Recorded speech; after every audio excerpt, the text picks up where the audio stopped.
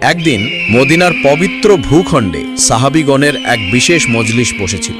সেই মজলিসের কেন্দ্রবিন্দুতে ছিলেন বিশ্বনবী হযরত মুহাম্মদ সাল্লাল্লাহু আলাইহি ওয়াসাল্লাম, যিনি তার সহচরদের সাথে বদরের সেই ঐতিহাসিক যুদ্ধের অলৌকিক বিজয়গাথা এবং আল্লাহর সাহায্য নিয়ে গুরুত্বপূর্ণ আলোচনা করছিলেন।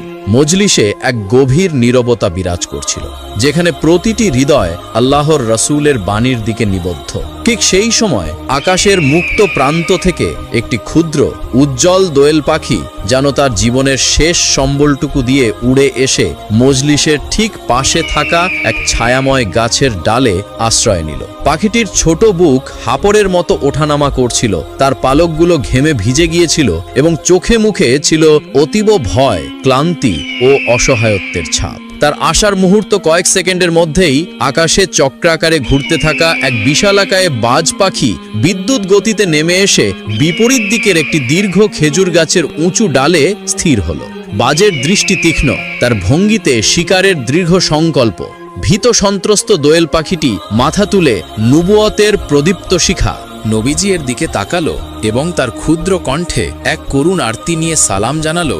দোয়েল পাখি করুণ ও ভীত কণ্ঠে, ইয়া রসুল আল্লাহ, ইয়া হাবিব আল্লাহ, আল্লাহর নবী গো, আজকে ভোর হওয়ার পর থেকে এই বাজ পাখিটি আমাকে অবিরাম তাড়া করে চলেছে। সে আমাকে ছিঁড়ে খাওয়ার জন্য মরিয়া। সকাল থেকে নিয়ে এখন পর্যন্ত জীবন বাঁচাতে উড়তে উড়তে আমি প্রায় ক্লান্ত শ্রান্ত হয়ে গেছি। আমার প্রাণ প্রায় যায় অবস্থা। ওগো দয়ার নবী, আপনি এই হিংস্র বাজ পাখির কবল থেকে আমাকে রক্ষা করুন। ওগো আল্লাহর হাবিব, আমার জন্য আরও একটি বড় বেদনা আছে। আমার দুটি ছোট ছানা বাচ্চা আমি ঝোপের আড়ালে রেখে এসেছি। না জানি আজকে সারাদিন তারা আমাকে না দেখে কতই না কষ্টের মধ্যে সময় পার করছে। আমার ছানাদের কথা ভেবে আপনি আমার জীবন রক্ষা করুন।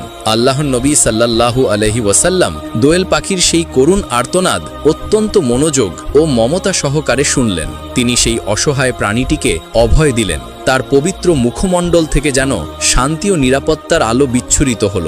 বিশ্বনবী সাল্লাল্লাহু আলাইহি ওয়াসাল্লাম, হে দোয়েল পাখি, তুমি শান্ত হও। তুমি এখন আল্লাহর নবীর আশ্রয়ে এসে পড়েছ।